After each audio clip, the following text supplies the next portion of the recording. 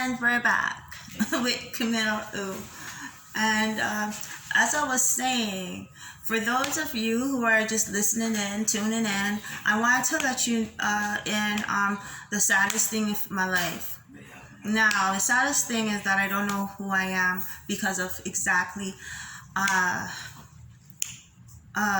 DNA paternity test that had came back showing zero results of any relation. Now, I was always treated differently growing up.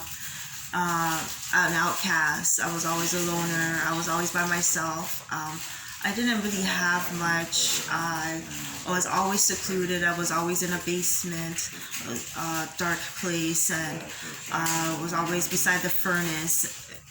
And I've always, I wasn't able to do much like the other children, but I would manage to go to school, and I did manage to get help from the teachers, the officials there, by keeping my mind occupied by joining program after program after program after school programs, so that I could just take up some time not being home and have an excuse to not be in a secluded, neglectful, resentful, abusive, intrusive behavior.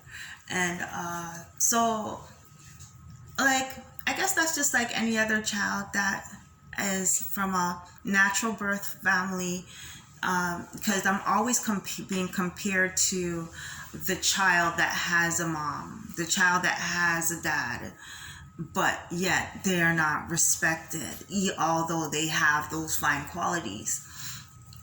And that is where I am upset, because I'm always being mistreated because, well, I have a mom and my mom slaps me around.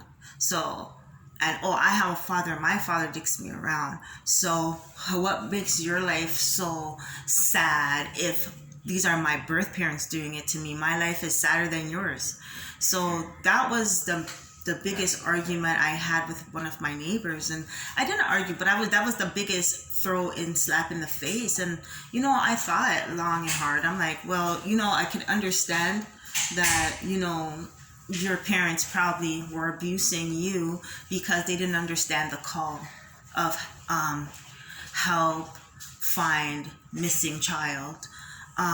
It's very important when you hear an Amber Alert and there's a road call, there's a missing child.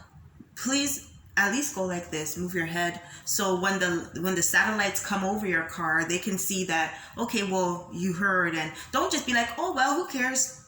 Because then that is a signal to the government that you're heartless.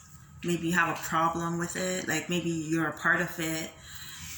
Maybe you have something to do with, maybe or maybe you're like that, the same kind of behavior, or some kind of behavior problem that they've been trying to, rectify through these 6 million people that have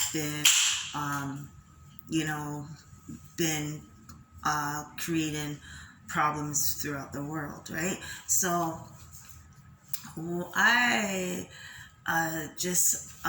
stand for missing children, lost children who are looking for a way home. Because when you're 2 years old to 15 and 16 years old as a missing child, you're not going to say anything.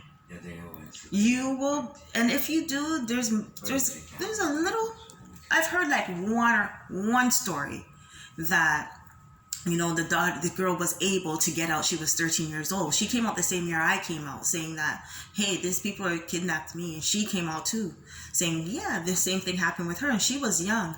And I don't know how she was able to see the signs, because sometimes you're abused, but you probably can't speak about it.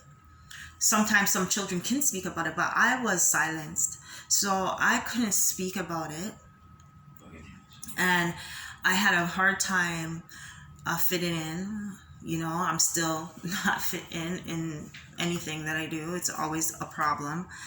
And so I feel like with everything that's going on in the world, I can help the situation, but I need this help of you guys to in support of my detective work and of what I investigated, and because the bill is very high, and when they say the bill is high, it's because there's a lot of people listening. A lot of people are, unhappy about the situation.